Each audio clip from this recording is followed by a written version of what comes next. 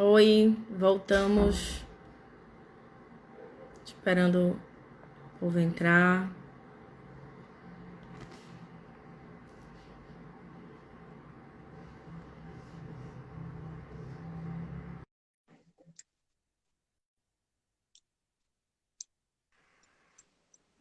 Oi, Júlia.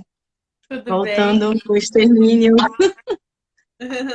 Voltando. Está um pouco instável a internet também. Pois Vamos é, lá. né? A internet tem estado ruim na quarentena de forma geral. Eu acho que a gente espera, não sei se em Espera um vo- pouquinho. ah, Eita, muito frio em Rio Grande? tá muito frio. Isso aqui é pijama, guria. Porque é a única coisa que aquece nessa cidade. Muito frio, muito frio. Tu é daqui do sul mesmo, de Pelotas? Não, eu sou de Belém do Pará, no norte, Que norte do legal, eu país. não conheço, mas eu tenho muitos Tem que amigos de lá. conhecer, Tenho, meu pai vai sempre me gostar. fala, ele tava na live ali, sempre diz que tem que ir para Belém do Pará, conhecer o Vai Brasil gostar. depois Vai da gostar, pandemia. né? Ah, sim. Quero comer Mas o tu vai gostar açaí do de Pará. verdade. Ai, gente, nem me fala. Eu encontrei um rapaz que vende açaí. Então, tu imagina a alegria. Bah, coisa boa, e eu adoro peixe, Muito né? bom. Com peixe frito, e eu adoro açaí. Eu sei que não tem nada a ver o açaí que a gente come, mas acho que vai ser legal. Olha, É... Ana Paula, muito legal ver vocês duas juntas. Está ótimo, Ai, aprendendo muito por Ana aqui. Paula, eu só vejo ela pequenininha, mas eu acho que é a Ana Paula do IFE, responde pra mim. Eu tô há horas Isso! querendo saber. Ana É? Paula é Ai, ela é maravilhosa. maravilhosa. Maravilhosa. Eu vi, né, Ana Paula, mas eu não sabia porque a foto é super pequena e eu tô sem óculos também. Olha, a Fátima, minha amiga querida de Caxias, também está conosco. Esperar um pouco. Então, eu começo? Acho que sim. Eu tava falando, né, para quem chegou pela notificação, que o genocídio aqui se deu após a abolição por três frentes. A primeira, a política migratória, depois a política de miscigenação e, por fim, a política de extermínio dos nossos corpos, né? Extermínio direto, matança, violência policial, produção de morte entre nós. E a política migratória e a política de miscigenação são extremamente importantes para a gente entender o que é o colorismo, né? No Brasil, a gente tem um racismo de marca, né? Um racismo, ele não é como nos Estados Unidos, em que, bom, eu tenho uma gota de sangue negro e isso me faz negro. Aqui é a memória. Tu pode ser, inclusive, mais escuro que eu e não sofrer racismo e não ser lido enquanto uma pessoa negra, porque o que faz a gente ser lido ou não enquanto uma pessoa preta é tu ter alguma marca corporal que remeta a um passado que a gente quer esquecer. Então, o racismo ele não é nem só de pigmento, nem só de rosto e de formato, e nem só de cabelo, e nem só de nada, né? O racismo no Brasil ele é sobretudo uma negação à memória, né? Uma negação a tudo aquilo que a gente não quis discutir. Então, se tu lembra, né? Se tu, enquanto um corpo físico, lembra que houve escravidão, que o Brasil ele também é negro, que há um passado, se isso se manifesta no teu corpo, seja pelo nariz, seja pelo cabelo, seja pela tua cor, o racismo ele vai recair sobre ti, né? Então, a gente tem uma pigmentocracia em que quanto mais escura a pessoa for, mais racismo ela vai sofrer, e aí isso determina a intensidade do racismo, né? Mas o que determina se tu vai sofrer racismo ou não é a tua aparência física recordar ou rememorar um passado que o Brasil e que o brasileiro ele quer esquecer. E aí a discussão sobre o colorismo, né, que deveria ser uma discussão sobre o quão devastador é para a sociedade que a gente categorize as pessoas por cores passa a ser discutido na internet e em alguns meios sociais, enquanto uma discussão de que, bom, negros de pele clara sofrem menos que negros de pele escura e por isso eles não podem debater sobre a temática racial. Não é isso que é o colorismo. O colorismo é essa estrutura social, né, baseada no racismo, que principalmente no Brasil, nos Estados Unidos e em países da diáspora, faz com que as pessoas sejam categorizadas por inúmeras cores, né? Porque houve a necessidade de dividir a comunidade negra, né? A comunidade negra não consegue ser vista enquanto uma só, e aí por isso ela precisa ser dividida. E a também não consegue ser vista porque não é interessante que seja vista, né? Porque isso produz saúde mental, como a gente falou, porque isso produz possibilidade de articulação, tanto cultural quanto política. Mas isso também faz com que algumas pessoas de pele clara se aproveitem dos, não privilégios, mas das vantagens sociais, da possibilidade.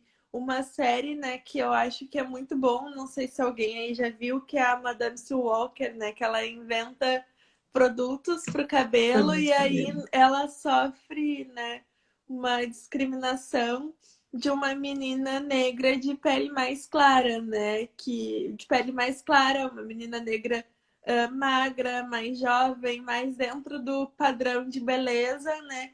E aí essa menina humilha ela, né? Que é uma mulher negra, gorda, de pele retinta, um pouco mais velha, né? Não sei as idades, mas dentro do contexto da série dá para entender que ela é mais velha. E diz que ela jamais conseguiria vender produtos de beleza, né? E aí mostra todo o empreendedorismo de afiliados, né? Não sei se vocês conhecem isso, mas é uma invenção de marketing da comunidade negra, né? Isso acontece, eu acho que os nossos mais comuns exemplos, né? Isso acontece na internet, marketing de afiliados, mas as revistinhas de Avon, de Natura, em que várias pessoas acabam vendendo aquele produto e aí recebem por comissão e aí fazem marketing. Todas essas redes foi inventada pela comunidade negra dos Estados Unidos e pela Madame Sue Walker. E aí, nessa série, dá para ver bastante de um tom do colorismo. Mas eu acho que o colorismo ele está muito mais nas pessoas brancas e na tentativa delas de negar a racialidade nos outros e de tentar encontrar um neutro racial para esquecer uma história dolorosa do que dentro dos próprios movimentos negros, né? Eu, particularmente, estou há cerca de 10 anos inseridos nos movimentos negros, desde o NEAB e tudo, e eu nunca vivi uma situação prática de colorismo dentro do movimento negro, só ouço esses questionamentos vindo de pessoas brancas de fora do movimento. Então, eu acho que para combater isso, né, dentro do ativismo, é muito mais um entender que no Brasil não existe neutro racial, né? No Brasil existe branquitude, no Brasil existe negritude, no Brasil existem indígenas, mas nenhum desses eus raciais são espaços de neutralidade. Porque se a negritude é um espaço de resistência, é porque a branquitude é e foi um espaço de opressão. Se a gente é visto como diferente, é porque eles se instituíram enquanto normais, porque eles também são diferentes. Todos nós somos diferentes, mas se quando a gente discute diversidade, a gente está falando de pessoas negras, é porque eles se estabeleceram, eles se enxergaram, eles se determinaram enquanto normalidade. E esse normal racial produz racismo, esse normal racial é uma ideia ficcional que produz várias questões muito maléficas para a sociedade, né? Então, quando a pessoa diz que tu não é negro, ela não tá querendo dizer que tu é branca, ela tá querendo dizer que tu tá dentro de um normal social que não existe. Porque ninguém vai olhar pra gente e dizer que a gente é branco, vai dizer apenas que a gente não é negro. E aí a gente vai ficar num não espaço que é um não espaço, que é um não, que é só o não, que é um espaço que não existe possibilidade frutífica, que não existe espaço de construção, né? Então, eu acho que é muito maldoso, muito desonesto, que se use, né, do colorismo para deslegitimar vozes negras, porque, querendo ou não, se a gente vê majoritariamente pessoas negras de pele clara falando sobre racismo, é porque as outras pessoas negras elas não estão em condições de fazer sobre isso, falar sobre isso, porque a vida delas é ameaçada quando elas falam sobre isso.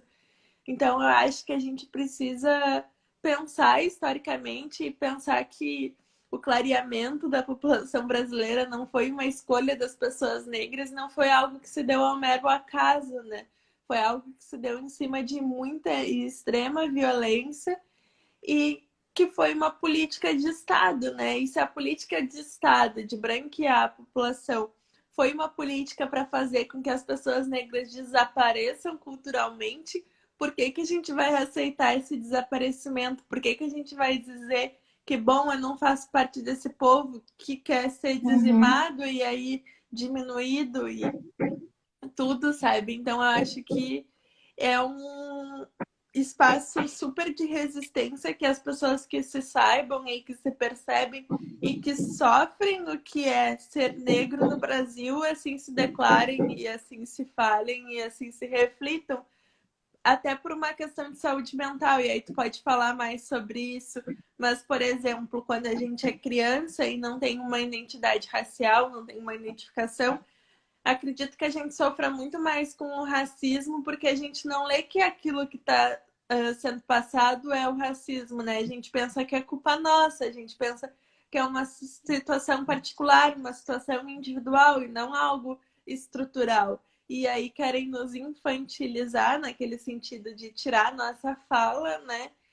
E dizer que o que a gente sofre não é racismo. E aí, se não é racismo, passa a ser o quê? Passa a ser um problema da nossa própria subjetividade, né? Então, acho isso extremamente doloroso, extremamente desonesto ante toda a história do nosso país, né? Não sei se era Sim, sobre esse aspecto do colorismo que tu queria que eu falasse, mas eu tentei fazer sim, um sim. apanhado do que isso significa para mim e o que eu acho que isso significa historicamente, né?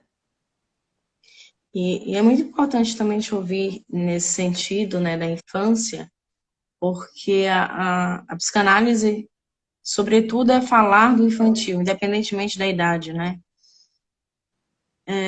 E o quanto que eu tenho convocado as pessoas a pensarem, né, nesse lugar da criança preta, desse subjetivo que é construído de modo a aniquilar toda essa subjetividade.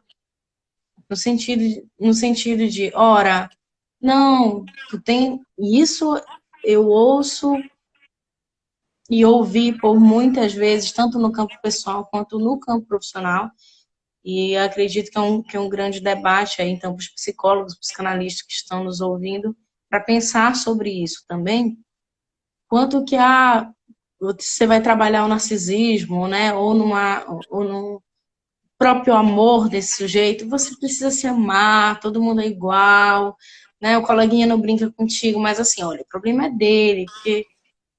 Então, oi, então você, em todo momento, você passa a ser construído subjetivamente, no sentido de que sim, o problema está com você, o problema não está no outro, o problema não é o racismo, né? Então, é melhor não falarmos sobre isso e aniquilar ainda mais esse corpo que está se constituindo enquanto sujeito, que é um corpo infantil, do que chegar e debater essas questões no contexto escolar, debater no contexto familiar e mostrar, né, para essa criança que o problema não é com ela. E aí tu me faz lembrar também de um paciente que em época de estágio ainda, no norte, ele não entendia, né, o porquê que a professora beijava todos os coleguinhas e menos ele. Então, o quanto que, naquele momento, para uma criança de 7 anos entender isso. E na escolha né, em ser escutado, ele pede para ser escutado por mim. Então, mais do que uma identificação, me convoca a pensar de que supostamente eu, enquanto corpo preto, poderia dar escuta a esse sujeito de um outro lugar. Então, claro, eu não quero dizer que só sujeito preto, psicólogo preto, psicanalista preta tem que atender sujeitos pretos. Não. Então, estou dizendo, e a Júlia me dá essa abertura, para reforçar que a psicanálise, assim como a psicologia, tem que, sim, ouvir o subjetivo, que é disso que se trata, mas um subjetivo outro que é demarcado pela raça. Porque quando a gente pensa no Brasil, a gente tem que entender que o ser preto, o ser negro, ele vem antes de qualquer outra coisa. Ele vem antes de quando a gente discute feminicídio, ele vem antes quando a gente discute pobreza, ele vem antes quando se discute qualquer outro assunto, inclusive saúde mental. Então, essa fala desse paciente me marcou e vai me marcar por todo sempre, né? No sentido de que, ora, por que quando eu chego na escola a professora não me beija? E o quanto que você se constitui a partir da solidão, né? E como que faz, Camila? Como que faz? Como que explica? Como que fala? Eu tenho bastante dificuldade disso com crianças, sabe? Porque muitas vezes é uma situação clara de racismo para nós e para eles não é. E eu não sei se é mais dolorido avisar. Eu não sei, eu fico muito sem saber, muito pisando em ovos quando é criança. Na criança, a gente tem que apostar no lúdico. Então, deixar com que ele, se ele já tem condições de verbalizar sobre isso, que não era o caso, eu apostava no lúdico. Então, isso aparecia no desenho, isso aparecia nas brincadeiras, e aí você vai dando escuta a esse sujeito. E, de um modo geral, hoje nós temos o quê? Nós temos Emicida produzindo leitura infantil, a gente tem um monte de... Tu é o grande exemplo que está trazendo essas pautas também sobre leitura. Então, uma gama de leituras em que o sujeito preto está sendo posto e o que pode ser levado para essa criança, né? Quais os brinquedos pretos? Então, em vez de ter aquela família nuclear, né, no consultório, pai, mãe brancos, pai e mãe pretos. Porque justamente isso, essa criança em específico, ela trazia que tipo, a realidade que ela passava em casa era totalmente diferente da realidade que se mostrava do contexto escolar para os outros amiguinhos. Então, as brincadeiras, eu nunca era escolhido para a brincadeira. Então, enquanto estava tendo recreio, eu estava dentro de sala de aula. Então, essas questões, a gente tem que apostar no lúdico, mas mais do que apostar no lúdico, principalmente os profissionais que estão em volta da saúde mental, é entender que essas questões perpassam pelo racismo. Que, ora, para umas crianças isso vai se dar de modo muito, muito rápido, que é nesse caso. De outras, com o tempo. Mas que, hora ou outra, isso vai se apresentar.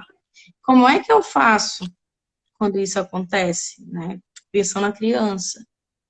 Eu vou lá, não, tá, tudo bem, somos todos iguais, não, tá tudo certo, né? Você que tem que trabalhar. Tudo bem, tem coisas que de fato podem ser de cunho, de como essa criança é lançada no contexto social, no contexto familiar, mas na grande maioria que a gente tem identificado, é que sim, o racismo vem como um demarcador mesmo. Porque o professor não me beija, ou porque os coleguinhas não brincam comigo, ou porque na escolha da festa junina, que é muito, muito presente em Norte e Nordeste, a festa junina, essas crianças não são preteridas. Então, é a professora que vai e demarca, você vai ter que dançar com fulano para que ele não fique sozinho. Então, eram essas questões que essa criança trazia, né? E, enfim, É chegar o muito. momento dos pais, olha, o que é que os pais podem fazer, né?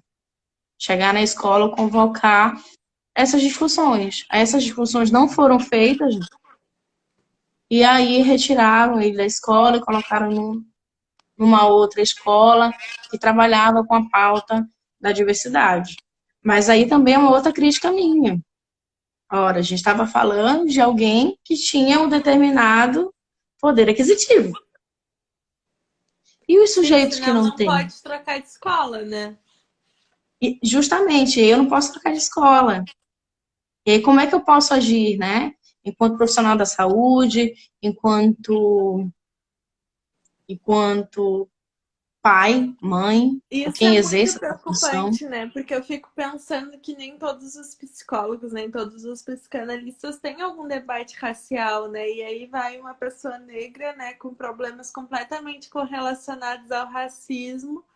E se essa pessoa não conhece, não entende ou não aceita que existe racismo no Brasil, tende a negar o sofrimento ou não compreender o sofrimento daquela pessoa, né? Isso também no direito, né? A gente vê casos que são explicitamente raciais e aí se recorre a um advogado que talvez não tenha nenhum tipo de letramento sobre o racismo e como que ele vai compreender aquela situação vivida pelo cliente, né? Que é totalmente relacionada à situação racial, né? E aí aquela pessoa vai ajudar como? Eu fico muito me questionando e pensando que a gente deveria discutir e há leis e há portarias determinando isso, o racismo em todas as esferas, em todos os campos do conhecimento, mas de fato isso não acontece, né? Particularmente falando, eu tenho, claro, entre os meus pares de amigos que acabam se interessando e discutindo e realmente estarem dispostos. Primeiro grande passo, eu sempre digo, para estar na luta antirracista, reconhecer meus privilégios e reconhecer que, enquanto branco, por si só já fui construído quanto racista. Sem isso, para o que eu enxergo, não tem como se avançar. E aí, tem uma psicóloga e psicanalista, Exildinha Nogueira, que é preta e que tem trazido essas questões raciais para esse campo. Fora ela, particularmente falando, Júlia, eu não conheço. Eu não conheço. Então, assim, é incipiente. Imagina, em 2020, é incipiente essas discussões. Então, Tem uma pergunta ali. Como um psicólogo não preto poderia ajudar uma pessoa preta, se ele jamais saberá o que é um problema originado pelo racismo? Nunca fiz análise porque só faria com um profissional preto. essas são sempre. Essa é uma pergunta recorrente quando a gente vai falar sobre saúde mental e psicanálise ou psicologia, enfim. O que é que eu, Camila, né, enquanto pessoa preta, isso é no campo do pessoal, né, nem no campo da ciência. O que eu disse há pouco. Isso não quer dizer que um sujeito branco não der conta de ouvir as demandas do racismo. Ele vai sim, onde eu aposto que dê conta, a partir do momento em que ele se reconheça, antes disso tudo, racista. Preciso me reconhecer racista. Eu preciso ler sobre. Eu preciso. E aí, eu precisar disso, não simplesmente como a tua fala é muito importante anterior, no bloco anterior, Júlia. Não apenas, estou lendo, estou buscando beber nesta fonte para ser o dono do saber. Não, não se trata disso. Mas sim, para estar comprometido eticamente a dar uma escuta para esse sujeito, que tem o seu corpo atravessado por questões outras, né? Que Sim. é o próprio demarcador do racismo. Mas Então, acho muito sim, importante também procurar profissionais negros profissional também. preto, é isso também. Mas aí também e Júlia, para não ficar naquela fala no sentido de que o branco não possa dar conta. Ele pode vir a dar conta desde que. Agora, óbvio, a nível do sentir, né, e é muito importante essa pergunta que diz assim, nunca fiz análise porque só faria com um profissional preto, né? Que é justamente o lugar de pertencimento. Isso, Então, esses dias me perguntaram, né, sobre se eu conhecia uma menina branca, me chamou para perguntar se eu conhecia psicólogos, né, negros, para atender uma amiga dela que estava numa situação de crise, assim, né? E tem muito, né? Era em Porto Alegre, aí eu vi várias psicólogas negras, assim, inclusive vi duas psicólogas negras que trabalhavam e que tinham todo o seu trabalho direcionado para pessoas negras também, né? E que bom que a gente tem esse avanço, né? Porque antes eu lembro que quando eu comecei a fazer terapia, tinha aqui em Rio Grande duas psicólogas negras.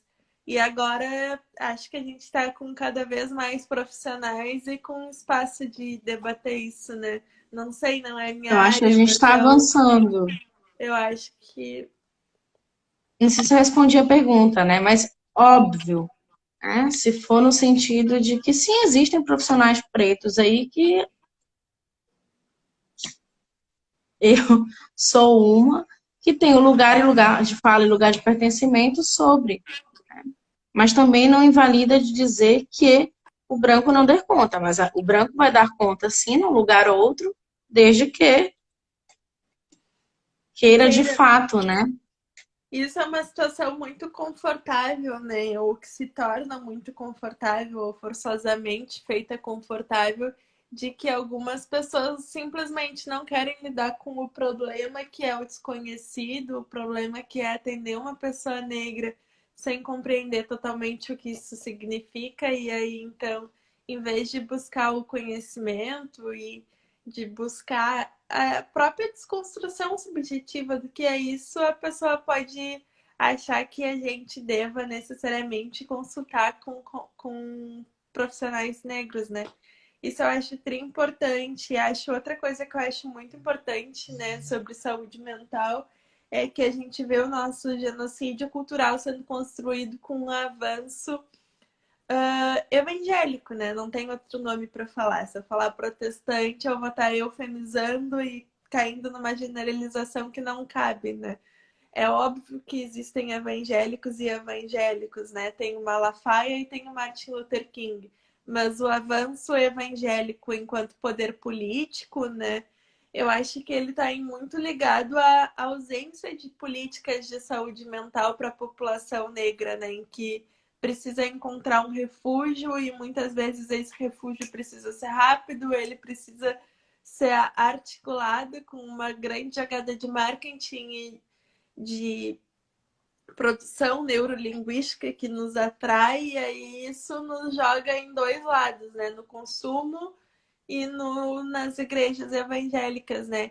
E eu acho isso muito desgastante culturalmente, né? Porque esse poder evangélico, as bancadas evangélicas e a institucionalização disso, ela destrói com muitos artefatos culturais da população negra, né? Assim como as políticas assimilacionistas e todas elas fizeram com que a gente fosse se diminuindo culturalmente, essas poucas resistências culturais que a gente tem muitas vezes são instruídas ou são mal vistas dentro das igrejas, né? E sempre quando eu penso em saúde mental, eu penso também um pouco nisso, né? De ofertar opções para a população negra para que ela não se autodestrua, né? Porque o nosso genocídio ele também é feito a partir da autodestruição.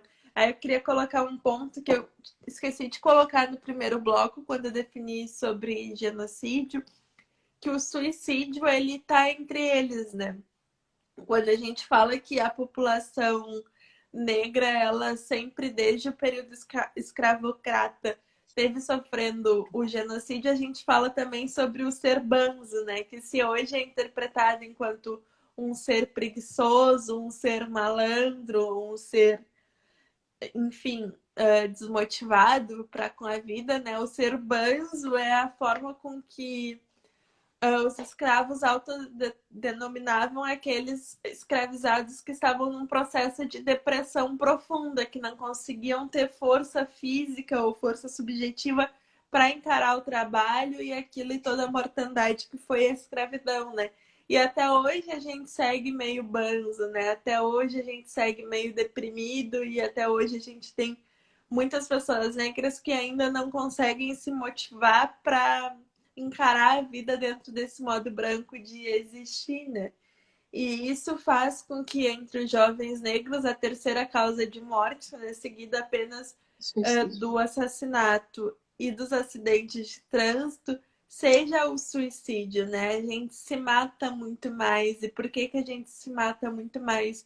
É também por causa do racismo, é também por conta de todo esse nosso histórico depressivo e é também por não ter uma política de saúde mental adequada, né? E quando eu falo política de saúde mental adequada, eu não digo nem só o acesso a profissionais de saúde mental, mas o acesso a uma escola em que os professores se importem também com a tua existência e não só com os teus colegas, o acesso à falta de solidão afetiva, o acesso ao carinho, o acesso ao cuidado, o acesso a um viver sem medo, tudo isso faz parte da construção da saúde mental, né? O acesso ao saneamento básico e não precisar estar num lugar rodeado de fossa que estoura e que tudo mais, é também um acesso à saúde mental, né? Dentro da minha visão, né? Posso estar errada. E isso é uma coisa muito construtora do nosso genocídio, né? A gente consegue ter estudos e análises do quanto que o genocídio do povo preto, enquanto extermínio da juventude negra, extermínio dos homens negros direto pela polícia, interfere também no nosso suicídio, né, nos nossos processos de autodestruição e interfere também nos nossos processos de violência doméstica dentro da comunidade negra, interfere também nos processos feminicidas. Então a gente vê que tudo isso, né, quando a gente fala racismo estrutural, é que ele é estruturado em todas as pontinhas da sociedade, objetiva e subjetivamente, né? Dentro de nós e dentro das estruturas, dentro de nós e dentro das instituições. Então, eu acho que é muito fundamental que a gente pense também sobre isso, né? Quando a gente fala de vidas que importam. Justamente. Eu vou ler um pouquinho aqui, inclusive, não sei se tu conheces a Luana Tolentino, que conhece, Luana é maravilhosa. E aí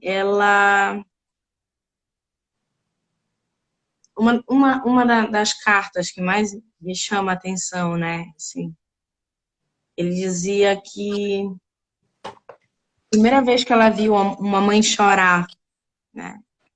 Porque ela precisava trabalhar e deixar o filho em casa. E ela não podia depois ensiná-lo porque não sabia ler.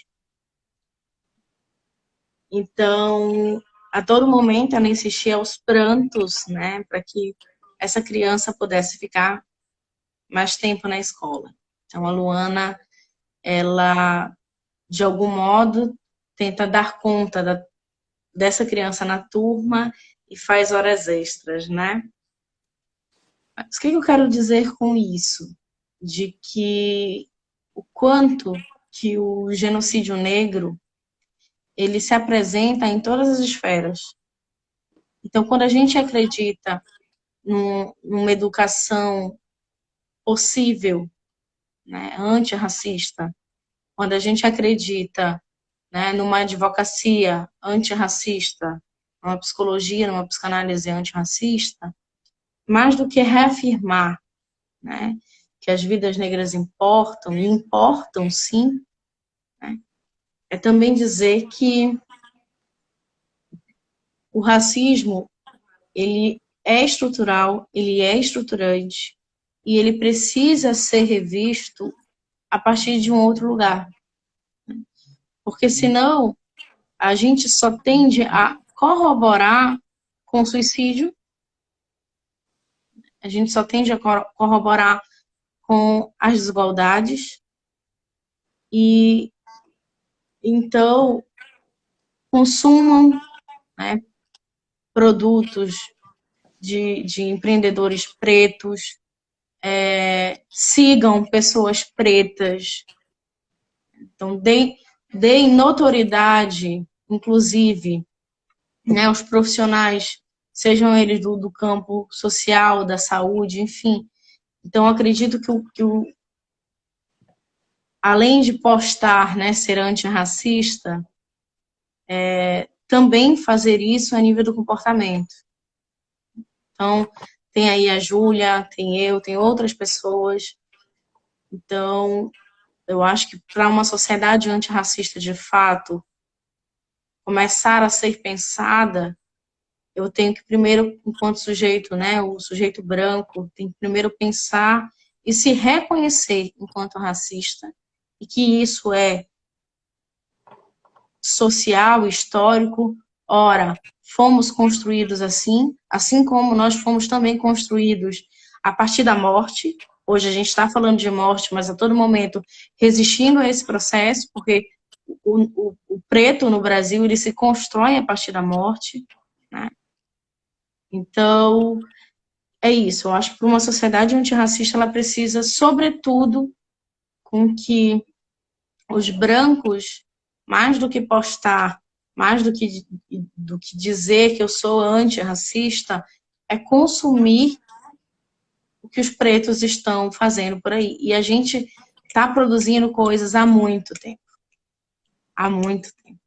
A gente está produzindo arte, a gente está produzindo cultura, a gente está produzindo saber acadêmico, a gente está produzindo mil coisas em que a Júlia, no bloco anterior, ela enfatizou o quanto que pretos seguem pretos. E isso também é um índice, né? Isso é algo a ser falado enquanto racismo estrutural, enquanto genocídio negro. Então, o que eu deixo para vocês aí, que estão nos assistindo, e vejo que tem muitas pessoas brancas, é justamente isso. Ser antirracista, estar compromissado com isso, é, sobretudo, consumir o que a gente anda produzindo.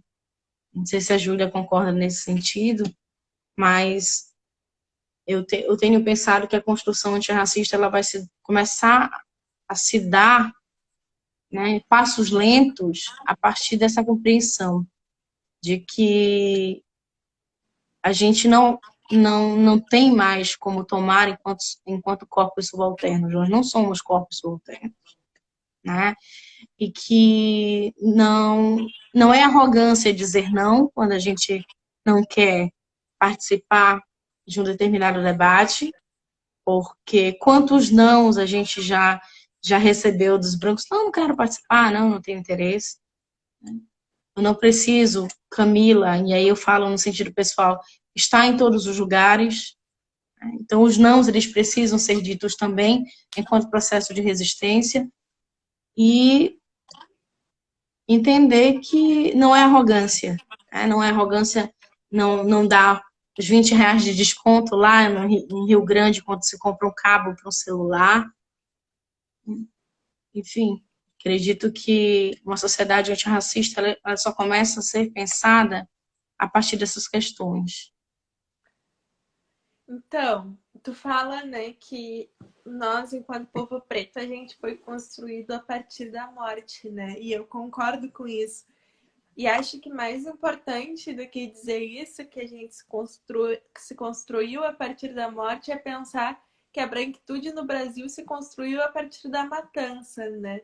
A branquitude, a existência da branquitude no Brasil enquanto um poder, enquanto uma comunidade de poder, enquanto uma comunidade hegemônica, se constituiu a partir da violência, se constituiu a partir matança, né? Não posso nem falar assassinato, né? Se constituiu a partir do genocídio. Nossa. Falar que se constituiu a partir de assassinatos parece, né, que foram vários assassinatos e só isso, mas não foi. Foi um processo sistemático de produção de morte, de produção de violência contra outros povos, né? E entender que é isso que ainda sustenta hoje o poder da branquitude, é se entender enquanto branco. Quando um branco fala, por exemplo, bom, eu vou usar o meu privilégio para combater o racismo, ele não entendeu o que é o racismo. Porque quando tu diz que tu vai usar o teu privilégio branco para combater o racismo, tu tá dizendo que tu vai usar o racismo para combater o racismo. E nisso eu não acredito. Eu entendo que o privilégio da branquitude ele se constrói em morte, o privilégio da branquitude ele é o próprio racismo, né? O racismo ele não é só aquilo de chamar o coleguinha lá de macaco. O racismo é Uhum. aquilo e tudo aquilo que faz com que a branquitude esteja num espaço de poder muito mais elevado do que as pessoas negras enquanto comunidade. E aí pensar também sobre o consumo, eu acho que eu concordo com a tua análise de que talvez esse seja o passo que a sociedade brasileira está dando hoje para o combate ao racismo, né?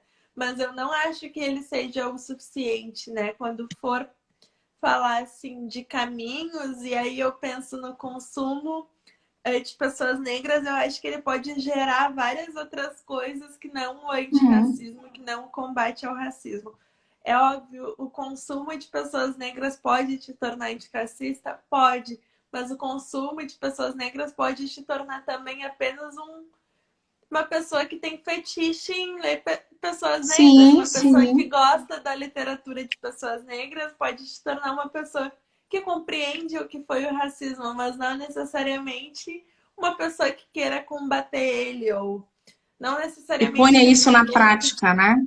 tu te assumir enquanto uma pessoa privilegiada faz com que tu dê uma segurada nos teus privilégios, né? Então, acho que a gente tem que ser muito cuidadoso e acho que na nossa sociedade a saída pelo consumo é sempre a saída mais fácil. E, bom, se é essa saída que a sociedade oferece, ela é proveitosa, consumam pessoas negras. Mas pensem para além disso, o que que vocês podem fazer, né? Para além de consumir o conteúdo de pessoas negras, o que que vocês vão fazer com esse conteúdo? Talvez tenha muito mais importância. Talvez seja muito mais antirracista aquela pessoa que nunca nem leu uma pessoa negra, mas que em algum momento da vida se intercruzou seus caminhos, né, com uma pessoa negra e ouviu atentamente uma palavra, ouviu atentamente um desabafo e aí conseguiu se construir de uma forma diferenciada, né? E por fim, né, para além de uma sociedade antirracista, para além de uma sociedade que olhe para o racismo e veja o quanto que essa construção é uma construção doentia para as formas de existir e que pense em combater esse sistema, eu acho que a gente, enquanto povo negro, tem que pensar no nosso próprio fortalecimento, né? Porque se o racismo é aquele sistema que coloca as pessoas brancas aqui, as pessoas negras aqui, eu acho que enquanto povo a gente tem que tentar caminhar e tentar nos construir e chegar aqui. Ainda que as pessoas que estejam ao mesmo lado que nós dentro da sociedade sejam preconceituosos com a gente está numa situação de equidade de poder, equidade de grana, equidade de tudo nos fortalece e faz com que o racismo perca a importância e o seu sentido, né? Porque o racismo, para além de uma ideologia, é a forma como a sociedade se estrutura.